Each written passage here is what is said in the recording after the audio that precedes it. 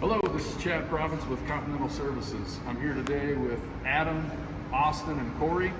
We're going to be demonstrating Conti Repair. It's a urethane repair product used as a band-aid for minor defects in the belt if you have skirt liner wear, cover damage, any temporary fixes you need to do. So we'll walk you through what you need here real quick before we get started. First thing you have to do when you get to your repair is take the cover off. So we've got the skiver for that. Once it's skived, we'll buff the area to clean it. Come over it with some solvent, get all the impurities out. Once the solvent dries, we come in with the Conti Repair primer. And again, once that's set up, we'll fill in with the Conti Repair 60 self-leveling and the mixing nozzles, ending up with a product like this. So we're getting ready to apply the self-leveling urethane here, and it does set up very fast. So we want to make sure that we're prepared. We have all of our tools and stuff laid out that we just looked at. The other thing we want to do is make sure that the nozzles are ready. They are open when you get them, but it's a small pinhole for fixing very small repairs like this. When you're getting into a larger repair area, you want to open it up further back here so that it can flow out more evenly. This also doubles as the mixing chamber, so the two parts feed up through here, mix inside the tube, and then they'll harden when they're actually on the belt. If you do need to buy more time, you can take this mixing tube out, and this won't set up. You can reuse that later. Just put a new tube on. So with that, we'll get moving. We're going to say that these here are simulated repairs that we're going to do. We have a hole here, we have a hole here, and here we're again simulating some skirt liner wear. One thing we want to mention is if this is the size of your repair, you want to go outside of this diameter and get into good conveyor belts so that the urethane has something good to bond to. And you also want to make sure that the corners are rounded around the repairs, and that'll help from the repair picking out. If you can see here, this is the belt scraper coming into line. If your repair is square to the scraper, it's going to have more of a tendency to pick out than if we were to maybe put a V around that point. So that'll help it live a little longer. Corey, I think we're ready to get started. So Corey's going to come in here and skive the covers off. The inside mark is where the skirt liner wear is, and the outside mark is what we're calling good belt material. So he's just making a good clean cut around there into new material, and he's also beveling that cut so that it's not square, and that will help it last longer as well.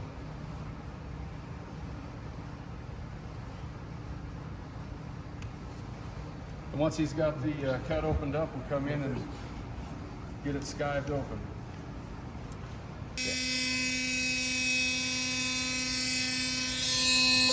Alright, so we got the top cover skived off here, and now Corey's working on laying the edges back at 45 degrees. We've got all the edges laid back at a bevel, and now Austin's going to come in and buff it up.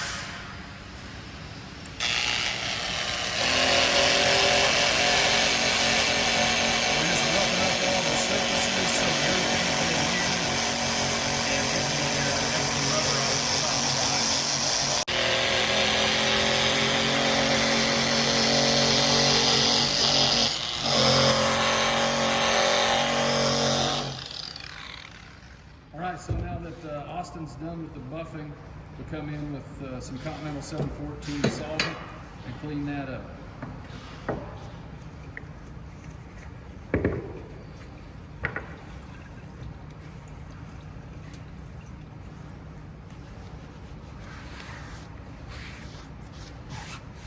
Just trying to make sure that we get all the excess dirt, grease, rubber particles, everything cleaned out of the repair area. And you'll see that Austin got us buffed all the way down to the fabric here, and there's probably a little bit of those fibers loose. That'll help the urethane adhere. If you have good adhesion still on your cover, it's not necessarily as critical that you get it down to the ply. I really did want you guys to be able to see when we pour it some of the contrast. So once that solvent sets up, then we'll move on to the primer portion. All right, so once you're done with the primer, you want to make sure you wipe the excess off from around where the cap seals up. That'll keep that from setting up on you. You can reuse this for probably 4 to 5 applications. You can get 4 to 5 sets of the tubes out of one bottle of primer. We're ready to pour now. So to open the bottle, just put the screwdriver tip in there and break that off. Corey's got one over here ready to go for us. We'll put that in the gun. And when you're putting these in the gun, there's a neck in this dual tube that you want to get right inside of the gun itself. So where this part is here, that'll seat right inside of the groove in the gun. If your gun doesn't have that, it likely won't feed correctly and you'll get more part A or part B, and that'll affect how the product sets up. We got our tubes here. Again, they come open. We've cut this one down to open it up just a little bit more so it'll flow better. And you'll see it mix as we proceed here.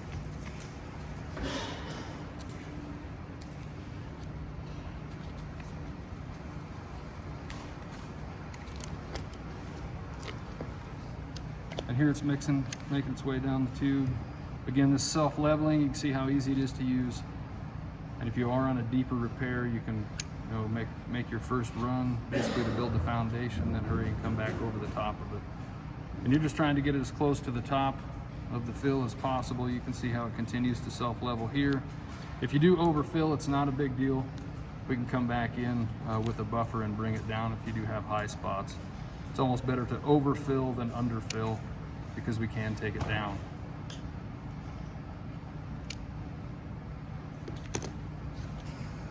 And here we've got one set of the 200 size tubes. And this repair is approximately 16 inches by 2 inches. And we've got another repair over here.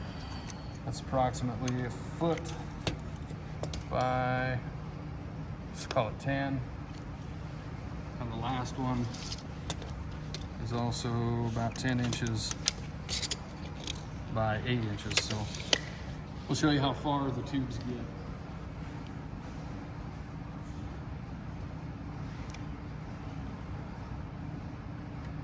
Corey's just about done with the first repair that was demonstrating the skirt rubber wear. Then he'll move right on over to the next. And you can see how nicely that's leveled out.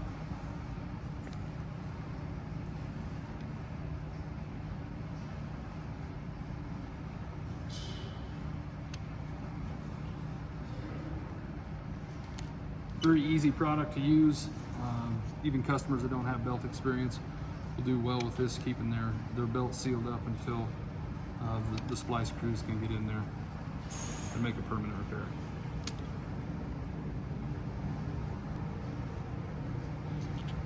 And again, this stuff tacks up really fast, and we can see over here it's already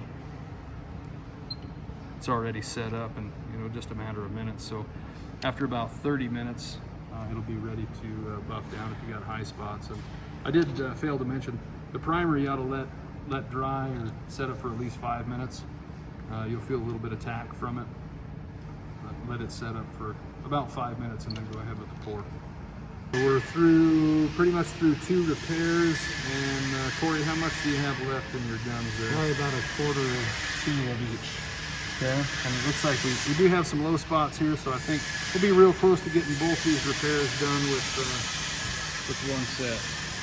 Want to do a skim coat on this one like you were talking Yeah, about? I think probably put a base layer down. So he's putting the base layer down there, and I'm going to get his next one ready to pour so that they tie together well. And I'm going to use a new mixing tube just so we don't get any contamination from that stuff setting up when they change out.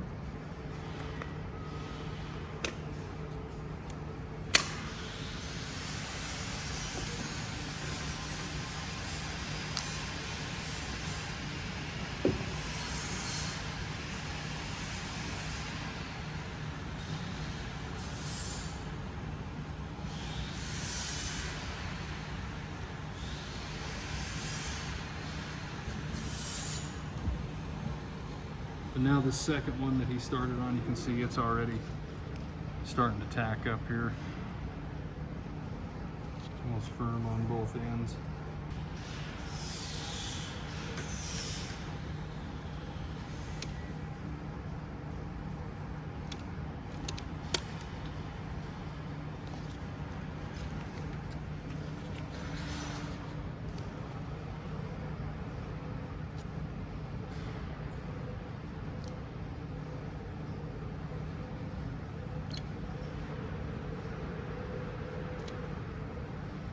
If you got a lot of repairs to do, these do come in a larger size. You can do the 750 by 750 milliliter, and those come in a cordless option for a caulking gun or a pneumatic. So Corey's forearms are going to look like Popeye when he's done here, but those other options will help you out if you do have a lot of larger repairs to do. And this one here, we're kind of going to intentionally overfill just so that we can show you guys the buff process is fairly simple as well. And even here, like if you do have a little depression that got missed, we'll still come back over and hit that and it'll all level out.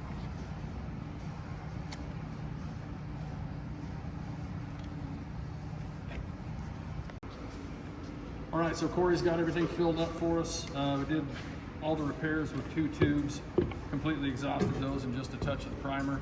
So we're gonna let this stuff set up here for about half an hour, and then we'll buff down the high spots and show you what it looks like. It's been about half an hour now. We're gonna just buff these down flat and get them ready to run again. All right, so we gave them all a good buff down. And again, the process real quick, just make sure you clean up the area really well. Solvent and then primer, let the primer set up. Use the Conti repair, let it set up for about a half an hour until it's good and firm. Buff down any high spots so the cleaners don't pick them out, and then I'm just going to wipe it down with a little solvent real quick, and we can take a better look at what we got. Not that this step is necessary, it's just more so that you can really see that it's adhered really nice, and actually when this thing's running in a day or two, it gets a little material on there, you're not even going to hardly notice these spots. So everything turned out really nice and flat, really good tie-ins. If you do have some high or low spots, we just came in with the variable speed buffer, 60 grit, and you can just kind of buff those tie-ins right down into the belt. So I think that's about all there is to it.